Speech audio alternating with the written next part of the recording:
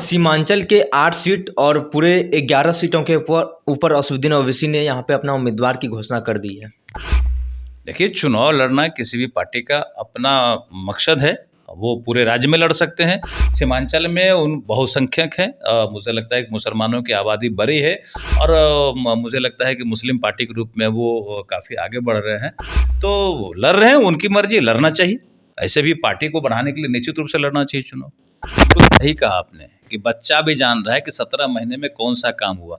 17 महीना जो है नहीं, कहते हैं कि 17 साल पर भारी रहा। बिल्कुल सही कहा। 17 साल में जो लूट नहीं हुआ वो 17 महीने में लूट हुआ है और 17 महीने में 1700 करोड़ का लूट हुआ है। माननीय मुख्यमंत्री जी सदन में कह चुके हैं कि जो 17 महीने में लूट हुआ है उस सारे लूट का पर्दाफाश होगा और लूटने वाले जेल जाएंगे। तो जो लूट के बैठे हैं, जो विधायक खरीदने चले थे पैसा लेकर के, वो जेल जाने के लिए तैयार रहे, ये बिल्कुल स्पष्ट है। और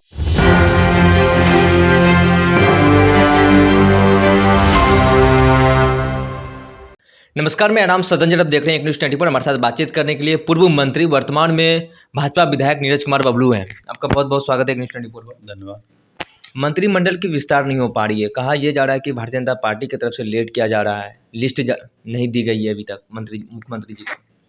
देखिए, मंत्रिमंडल का विस्तार मुझे लगता है कि काफ़ी जल्दी हो जाएगा। हर कुछ रेडी हो गया है। थोड़ा व्यस्तता चल रहा है कि भाई अभी लोकसभा का टिकट फाइनल होना है और भारतीय जनता पार्टी पर तो निश्चित रूप से बड़ा लोड रहता है। पूरा देश भर का तय करना होता है, राज्यों का, सभी राज्यों का तय करना होता है। तो थोड़ा सा लेट हुआ है, लेकिन आप ये तय मानिए कि बहुत ही जल्द ये क्लियर कर लिया जाएगा और बहुत जल्द मंत्रिमंडल का विस्तार होने वाला है। सीमांचल के 8 सीट और पूरे 11 सीटों के ऊपर असदुद्दीन ओवैसी ने यहाँ पे अपना उम्मीदवार की घोषणा कर दी है।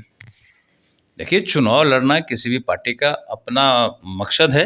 वो पूरे राज्य में लड़ सकते हैं। सीमांचल में उन बहुसंख्यक हैं। मुझे लगता है कि मुसलमानों की आबादी बड़ी है और मुझे लगता है कि मुस्लिम पार्टी के रूप में वो काफ़ी आगे बढ़ रहे हैं। तो लड़ रहे हैं, उनकी मर्जी, लड़ना चाहिए। ऐसे भी पार्टी को बढ़ाने के लिए निश्चित रूप से लड़ना चाहिए चुनाव। क्या सीमांचल में भारतीय जनता पार्टी के कोई उम्मीदवार होंगे इस बार? निश्चित रूप से सीमांचल और कोसी जो है वो भारतीय जनता पार्टी का गढ़ रहा है। अभी तक हम लोग एक सीट अररिया लड़ते हैं गठबंधन के हिसाब से। मैंने कहा है कि अभी जब हम लोग गठबंधन में नहीं थे तो काफ़ी उत्साह का माहौल कार्यकर्ता में था कि चुनाव लड़ना है, सभी सीटों पर लड़ना है और काफ़ी लोग मेहनत भी कर रहे थे। जब गठबंधन बन गई है तो थोड़ा सा लग रहा है कि अब कौन सा सीट लड़ेंगे, कौन सा नहीं लड़ेंगे। तो निश्चित रूप से अगर सीट और बढ़ता है, मैंने तो कहा कि एक सीट लड़ रहे हैं हम लोग, 3 सीट लड़ना चाहिए 6 सीट में। तो अगर सीट बढ़ता है तो निश्चित रूप से एक माहौल बनेगा पॉजिटिव और वर्करों को लगेगा कि हमारा भी सम्मान है। काहे कि कोसी खाली है, सीमांचल खाली रहता है। तो कोसी में भी कम से कम 2 सीट में 1 सीट हो जाए। सीमांचल 4 सीट में 1 सीट लड़ रहे हैं, 2 सीट हो जाता है। तो निश्चित रूप से बेहतर माहौल रहेगा। कार्यकर्ता आपस में मिलजुल करके तैयारी करेंगे और सभी सीट जीते। ऐसे भी हम लोग सभी सीट जीतने वाले हैं। बिहार में जो माहौल है, माननीय प्रधानमंत्री जी का जिस तरह से काम है, 40 का 40 सीट हम लोग जीतने वाले हैं। अभी कुछ देर पहले का बयान है आरजेडी का। कहा है कि 17 महीने में जो हमने काम किया है, बिहार के बच्चा जानते हैं किस तरीके से हमने काम किया। बच्चा भी कहते हैं कि रोजगार मतलब तेजस्वी सरकार। बिल्कुल सही कहा आपने कि बच्चा भी जान रहा है कि 17 महीने में कौन सा काम हुआ।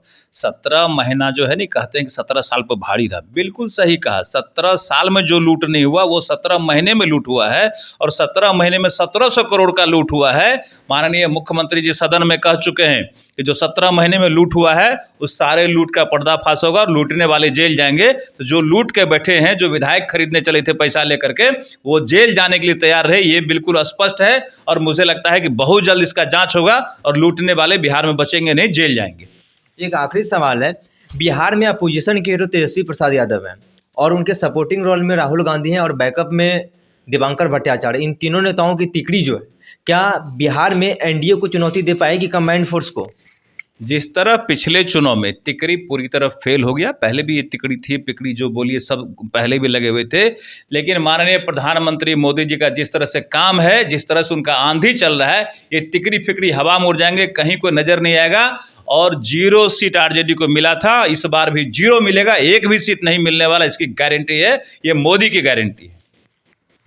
आप सुन रहे थे पूर्व मंत्री नीरज कुमार बबलू को। इन्होंने साफ तौर पर कहा कि इस बार जो है बिहार में एनडीए की कमल अच्छे तरीके से खिलेगी और जो भी अलायंस है हमारे साथ 40 में से 40 सीट जीत देंगे। और जो भी 17 महीने में ये लोग बोलते हैं कि हमने काम किया है, नीतीश कुमार ने साफ तौर पर सदन में कह दिया है कि सारे विभागों की जांच होगी। बहरहाल इस खबर में इतना ही। अन्य खबरों के लिए बने रहिए न्यूज़ 24 पर। मेरे सहयोगी पिंटू के साथ मैं सदन पटना।